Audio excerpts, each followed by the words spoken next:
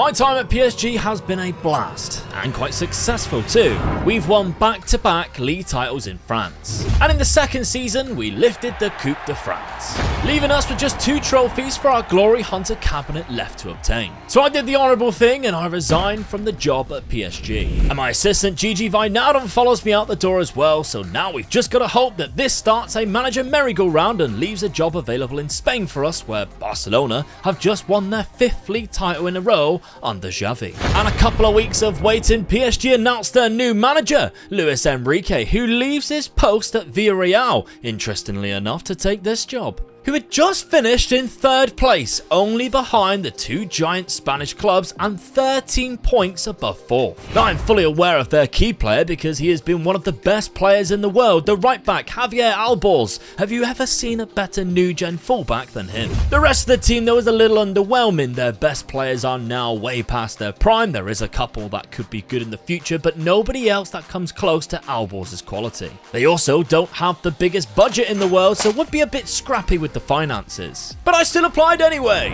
I just don't see Barcelona sacking Xavi anytime soon, and I can't exactly wait around for Klopp to retire. Although he is 68 now, Real Madrid seem to be happy with him finishing 2nd all the time. Kinda like me and your mum. Villarreal wasted no time after applying to invite me to a job interview. And of course they offered me the job. I'm in the bloody Hall of Fame, remember? And just like that, I am the new manager of Villarreal. Straight away in their scout reports was 2 fantastic talents, these central midfielders from the Czech Republic. And similarly again from Serbia, a really cheap talent, and he was wanted by my old club PSG. It seems like Luis Enrique was copying some of the scout reports and took them with him, I suspect. But despite us both putting in bids, he chose to join us in Spain for just 6.75 million. And I even got Svoboda too. He cost a little bit more at around £8 million, but the centre midfield was a weakness in our team that they did both improve. I didn't realise till now, but they had also signed Gonzalo Ramos too while I was applying for the job for £8 million.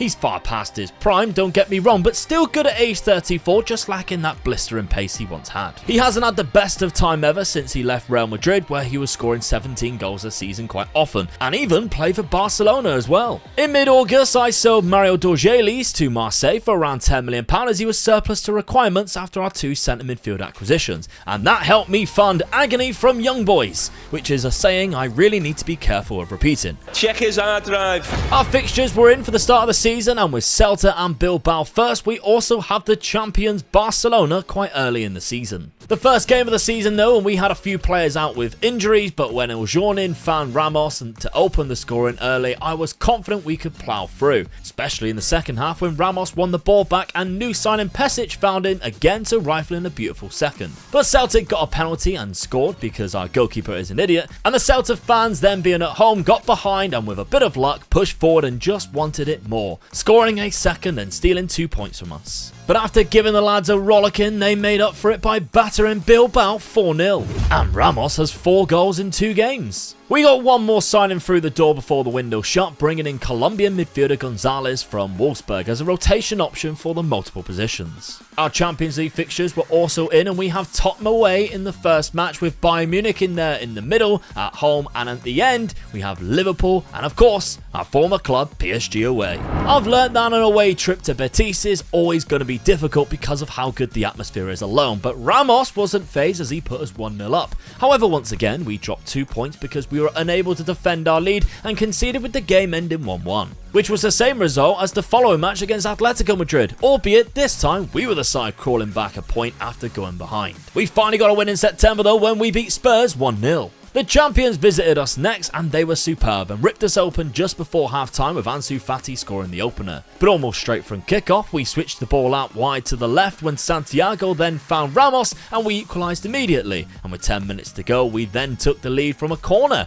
And while Barcelona pushed for an equaliser, they simply gave Gonzalo Ramos way too much space and he scored a 3rd and final goal in extra time against his former club. After a dodgy start to the month, we ended it really strong, beating Valencia after the Barcelona game. And that was was when I finally settled on my tactic for this season after changing multiple things, with a 3 at the back and an attacking wingbacks with a lone striker and 2 segundo volantes in the midfield, which never really seemed to let me down. Other than in the next match when we drew to Cadiz. And they even went down to 10 men after stopping our counter-attack in the final minutes of the match. Absolutely disgraceful. It was still shaping up to be a good month though, with just Getafe left to play as we picked out 2 more wins, but still only sat in 5th place after 9 games. Spoke too soon I guess, although it wasn't a loss. Real Sociedad was a job we almost applied for in the past, but in hindsight we definitely made the right decision going down the route we did and taking the job at bottom of the league Leverkusen. We landed in Spain now and making this Sociedad team look very amateur, beating them 3-0 without letting a shot on target. We then drew with Bayern Munich 0-0, and then we smashed 6 goals past Sevilla in an emphatic win with us putting 26 shots on goal. November came to an end with 2 more wins in the league and the Champions League, but Real Madrid was on the horizon. And they sit top of the league currently, 5 points ahead of us, but we do have the top scorer of the league and their former player for them to keep quiet, Gonzalo Ramos. And that's exactly what they did. Despite us having 8 shots on goal with an XG of 1.52 and Ramos having a few shots himself, better than their 1.37, we lost 2-0 to the league leaders. But we still trudged along, scoring more sexy goals and winning more games. And even scoring 94th minute winners away from home against Mallorca in a great 3-2 triumph. Real Madrid might have been 11 points ahead of us and we still sit in 3rd place with a game in hand, but that could take us into 2nd where we go into the new year and above Barcelona.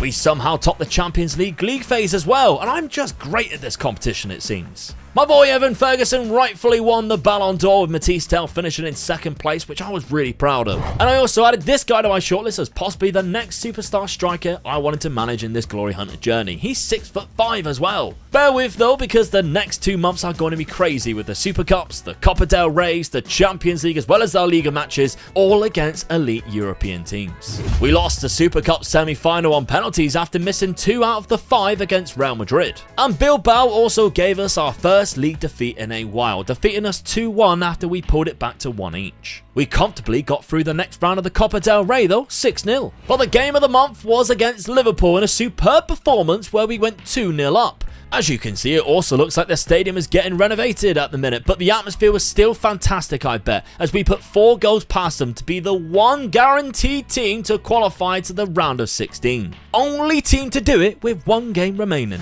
And that final game being PSG, my former club, before a very tricky February round the corner as well. A move I was all too familiar with happened just 5 minutes in against PSG. Evan Ferguson rounded our goalkeeper to score, but it's something I brought with me to Villarreal and Ramos is just as clinical. PSG got themselves back ahead on the 20th minute from a scramble in the box, but this is why Alborz is the best fullback in the world, because he can produce crosses just like this, picking out his man, and 2-2 was the final score. I got 0 deals done in the window after rejecting a few offers. But we've begun opening up a gap between us and Barcelona, who are struggling this season and are 18 points behind Madrid. However, just before the Copa del Rey, we also dropped points to a 93rd minute equaliser against Real Betis. Copa del Rey time, and we got an early goal against Alaves through Oscar Tomic. But Alaves exploited the match engine and scored from a corner, which took it to penalties, and then they got what they deserved, and justice prevailed as they missed 2 penalties in the shootout to our 1, and we go right into the next round in the next match. Which was the complete opposite to the Alaves game. We dominated Atletico Madrid, beating them 5-0 and scoring some great goals, including 3 goals from corner set pieces. And I don't want to see any comments from the set piece police down below, you bunch of snitches. First leg of the semi-final though, we conceded to Betis and played absolutely awful, needing a much better performance in the second leg at home.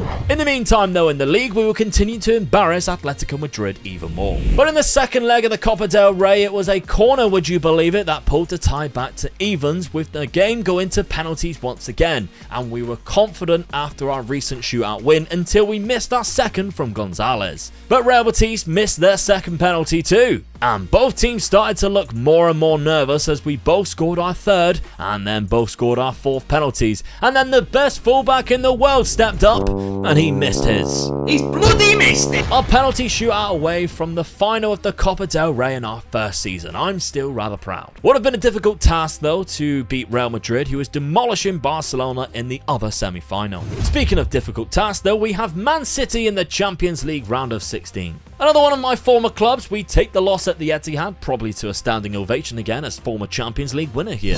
But in the second leg, we showed exactly why I'm the manager with the Hall of Fame background, because we completely outplayed this City team, which was some of the best players in the world. Not only leveling the tie, but putting us 2 goals up. City did get a late goal, but we still beat them 4-3 on aggregate. We also put in incredible performances in the league during March, and April will see us face leaders Real Madrid 3 times as we draw against them in the Champions League as well. They are a class above everyone else though, still only losing 1 and drawing 1 in the league all season. We are in second place and with a 10-point gap in front of Barcelona. We went into the game against Real Madrid in the first leg on top after beating Sociedad 4-1 in the league. And I've been giving Iago some starts as he has been scoring a lot of goals for me recently. The 21-year-old youth academy product has been suffering with a bit of an identity crisis, having not really the best attributes to play in his natural position as a striker. So I've slowly retrained him to play in the number 10 role instead as a shadow striker. Unfortunately, he couldn't do anything against Real Madrid though. They scored early in the second leg and our Champions League run came to an end despite us getting a consolation.